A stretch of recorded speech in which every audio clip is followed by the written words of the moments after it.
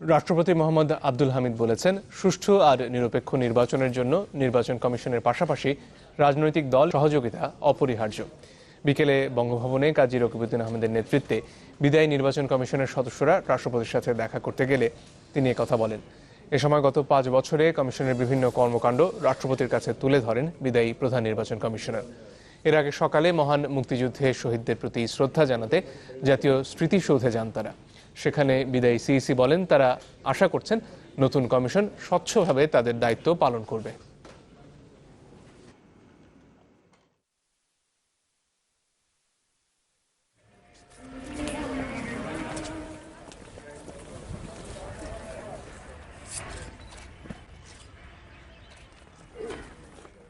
সাংবিধানিক দায়িত্ব, দেশের দায়িত্ব, রাষ্ট্রের দায়িত্ব, এবং আমরাও এটা অন্তর থেকে পালন করে এসেছি।